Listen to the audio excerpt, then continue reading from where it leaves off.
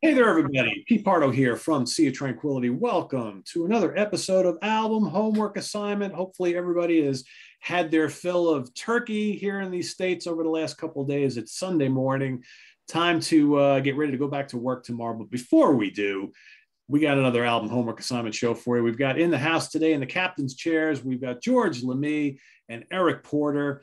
They have had their homework assignments for a week or so, and they're ready to talk about them today. So I'm going to, let's see. Eric, you are the chosen one today. You're going to go first. So what was given to you from Mr. Lamie? Okay, so no surprise since George usually starts everything with this one's kind of obscure. So I don't know how many people know this. I didn't know this artist. His name, and George, correct me if I pronounce anything wrong, is Gurgo Borlai.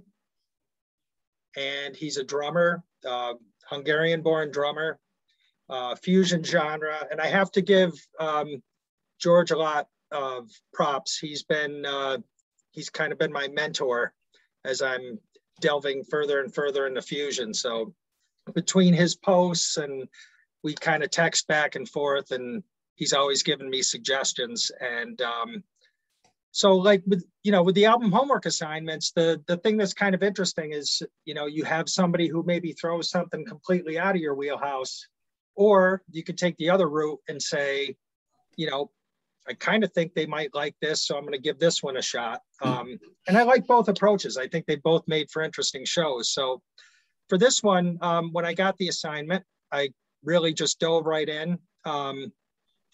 He's a drummer. I know he's endorsed by both, I think, Zildjian cymbals and Gretsch drums. And he's got a signature snare. And there's not a lot of information on him. As with a lot of fusion guys, he's played with a ton of people. From what I read, he's been on something like 300 records. So he's obviously very well known in the drumming community. And the guest list on this record, Gary Willis and Scott Kinsey, who played in Tribal Tech, they're both on this record, but he's got a number of artists here. So as I listened to it, obviously going in knowing he was a drummer, I was kind of listening for that at first. And immediately, as soon as I got into the first track, I think it's European Tatra, the guitar player absolutely blew me away. And that track to me kind of reminds me of a Planet X. It's heavy. It's got that kind of keyboard sound that Sharinian uses. But this guitar player, again, George, correct me if I'm wrong, Peter Lukacs, I believe, Lukacs. This guy's phenomenal. So right out of the gate, he just blew me away with his guitar playing. He's got speed, he's got taste. And the thing I like about this record is a lot of it, there's a lot of melody that runs throughout this. And you're thinking with a drummer, and I think Borlai, he actually composes, which, you don't necessarily always think of as a drummer. I think maybe more in the fusion genre they do, but you don't always think of a drummer as a writer. So I believe he composed everything on this record. And the record is MMM. Is it or MMM? I'm not sure, but so he's composed everything. And as I'm listening to this, there's really a lot of melody in it as I'm going through it. And so, like I said, that first track, European Tantra, it really reminds me of like a Planet X. It's heavy, a lot of guitar. And then I got to the third track, and I think this one was Alien versus Waltz. This one kills. This is absolutely stellar guitar playing. And as I said, as of yet, I'm going into this list thinking of it as a drummer's record, and I'm getting blown away by this Lukacs. He's just a fantastic player. But as you get into the record and I started listening to it, there's so much intricate drum playing going on. And one of the things that I really liked about this was I love his snare sound. I've always liked Stuart Copeland's snare sound. It's a very tight snare, and pretty much through most of the record, it's just a really snappy snare drum sound. But there's so much intricate playing going on between him and the bass players. And like I said, I'm really keying in on the guitar stuff, but if you listen to his drumming, I think you can tell pretty quick why he's apparently he's just considered one of the top drummers in the world, I think, even though maybe as a name, you don't really hear or know about him too much. So after that, there's a song called Best of Dance for Alan. And this is kind of the first one where his drumming really stood out. And this one is also very melodic. It's almost like a bright, happy song, if you will. I mean, just the melody to it is really, really good, but Borlai really drives that song. And then I think there's 9 tracks on the entire record. There really was only one that I didn't care for, Dr. Kinsey. And that one was almost a little, I don't know if it's electronic or computerized. I don't think there's a lot of guitar in it. But for some reason, that one just didn't seem to connect with me. I think there's some like computerized voices in there, which there are in other songs, but I think in that one, something didn't really come across to me on that. I don't know if it's more improvised than composed, but really everything else on the record, the other favorites I had, there's a really short song called, and George, this one's kind of, it must be for Peter, but it's Petta, What Gauge Strings Do You Use? And it's about a 2-minute and 30-second track, but it's almost like a thrash metal rhythm on the guitar. I mean, and it's just on fire. And that's not really, metal is not my favorite genre, but this one just kills. And again, I think as you go through it, there's a song, Matthew Garrison, that's named for the bass player who plays on that track. And again, that one has some computerized voicings, but there's a lot of syncopation, really intricate opening. And again, and Borlai is, whether they're playing off him or he's playing off them, the drumming in that track is fantastic. And then I think it's Barbarian Barbie. There's some amazing slap bass in that one. Just phenomenal. It's probably my favorite track on the record in terms of the bass playing, and it really stands out. And he gives these players a chance really to stretch out. I mean, the guys who are appearing on each track really get a chance to shine along with everybody else. And then the closing track is Gary Willis. I think it's PC1 Willis, but it's Gary Willis on bass for that one. And that one really changes things up. It's a very clean guitar tone. But again, I mean, these guys, I honestly, outside of Kinsey and Gary Willis, I didn't know any of the other players, but just a very impressive group of people that he brought together. Great. And I know we had a little back and forth, George, as I was listening to this, but I got to go out and find some of Peter Lukak's stuff because he just blew me away. Absolutely incredible. So unfortunately, I can't buy this because it's not available. It's out of print, but I would absolutely buy it. And I think he has something pretty recent, if I'm not mistaken. George, is there something from like 2020? Yeah. Okay, so that's digital only. Oh, it is. Okay. Well, you know, we got to compromise sometimes, but for me, this one is a buy. And again, you know, I have to thank George. He's kind of been guiding me along, and he really hasn't had a miss. And this one kind of follows right as the other ones have. It's really a great record, and there's a lot of variety. It's heavy, a lot of melody, and obviously, if you're a drummer, a guitar player, or whatever, I mean, the guitar stands out to me on this record. But anyone who likes kind of heavier fusion, I think, would really enjoy this. You know, you made a good point early on where you talked about the wonders of doing a format like this is that, you know, there could be an instance where you get from your partner on the show something that's kind of outside your wheelhouse, but maybe it'll introduce you to a style of music that you wouldn't have considered earlier on or beforehand. You might like it, right? But I think, to me, more importantly, is like, you know, if there is a style of music you really like, maybe you get hooked up with someone who can find something really rare that you've never heard before that, you know, it will be new to you in a style of music you really love. Because I mean, the one thing, especially when we talk about a lot of the genres that we cover here on this channel, I mean, you know, fusion's a perfect example, prog's a perfect example. There's so much out there that even if you think you're someone who has heard a lot of fusion in your life, I mean, you meet someone like George and all of a sudden you realize you know very little. I mean, I've listened to tons of fusion music in my life. And then I talked to George and I'm like, he could just rattle off like 20 things that I've never heard of before. And it's all stuff that as soon as you listen to it, you're like, this is great. How have I lived my life without this before? Right. So. Yep. Absolutely. Cool. Well, we got one definitely would purchase if you could find a damn copy. Right. So that's a good thing. Exactly. So on the opposite end, George, what were you given by Eric? I was given Echoin. I did not copy the name of the album. As the World. As the World, right. So we discussed that maybe prog rock was an opening for me where he could pick something that I hadn't heard.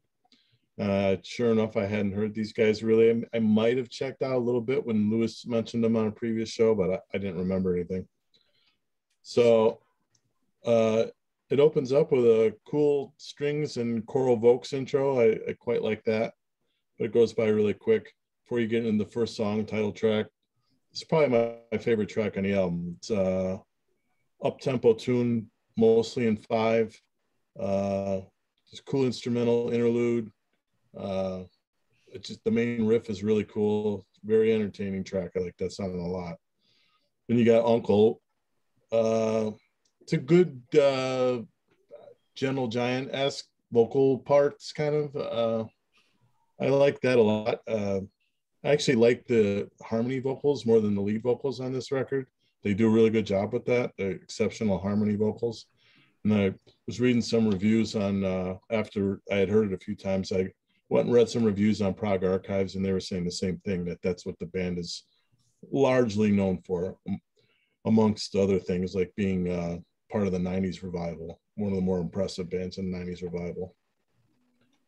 I didn't copy it. I didn't write down something about every song, but Best Regards is got kind of a 90s alt rock flavor that I liked. I like some of that stuff. It's a good tune. The Cheese Stops Alone, Stands Alone. Kind of a dorky name, but it's a good song, especially the chorus. I like the chorus. Chorus stuck with me, and the chorus riff stuck with me. I was not expecting much looking at the title and going into it thinking, but it was a good tune. Letters Prose is just a decent short instrumental. It goes by really quick. Then you get right about the 8 to 10 range. There's a trio of songs that I would say they had parts that I appreciate and then parts that I was like, this doesn't work, you know. Like I was liking part of the song and just wishing that it was all as good as those parts, but didn't hit me like the first half of the album had. You come up on One for the Show. Thumbs up to this one. I really like the vibe on this track. One of the better tunes on here, I would say. Then you got the Wiblet, proggy instrumental, always good. 47 seconds though. I'm like, come on, guys, make it last. More. Give us more. that left me wanting, but while it's going, it's great. Then after that is probably the weakest section of the record for me. The last 3 tunes, 15 songs on this album. It's quite a bit. That's probably the weakest section. Settled Land is your mandatory ballad softy tune. Not bad, you know, just kind of decent. And then the closer is the Resident Epic, I would say. It's about 8 minutes long. It's another one. It's got its moments that I quite appreciate. It does have that epic feel. And then parts of it, I was like, you know. But when I first heard this, I didn't like. If you had asked me the day after the first listen, I would have been like, oh man, I hate to tell Eric I don't like this. But as it goes on, I've been liking it more and more. And again, that's something that came up in the Prog Archives reviews, that this is a band and an album. It takes time to to really sink in with you. You're not just going to get this. Overall, I'd say it's a little overlong at 70 minutes. It's almost 70 minutes. If I had my druthers, I wish they would have emphasized their instrumental leanings and maybe not lean into the vocals so much, because he's not a big plus for me. He's not a minus either, but I feel like loving him is almost a prerequisite to loving this band based on a lot of the reviews. That the people that really love them love his vocals. And I'm not quite there yet, although the more I listen to it, the more I am appreciating him. But they're a band that I get why their fans love them, because you can hear the quality in it. It's just, it's not, I'm not having that light bulb moment yet, but I'm getting closer to it each time I listen to it. So I would say I like it. Cool. So, of course, the question that we must ask. Yes.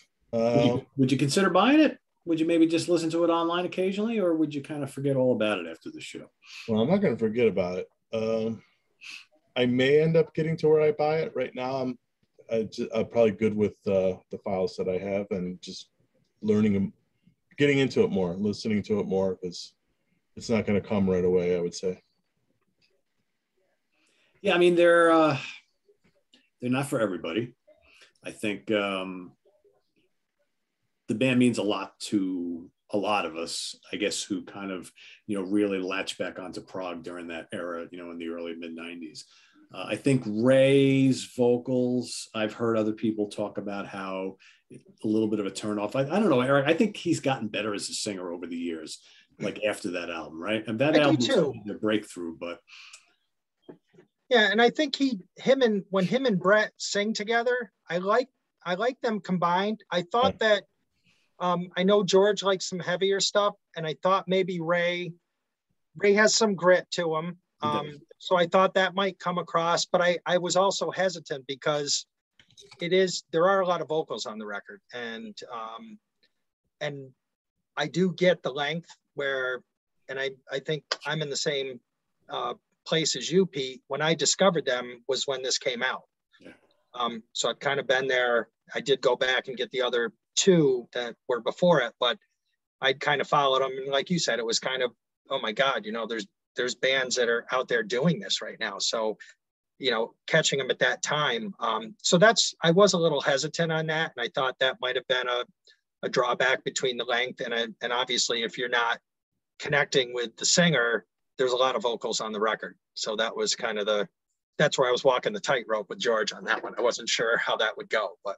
Yeah, I mean, they are a fairly vocal-oriented group. Yes. with a lot of really dazzling musicianships. I wonder if George might like Suffocating the Bloom a little bit more, which is the album that came before it.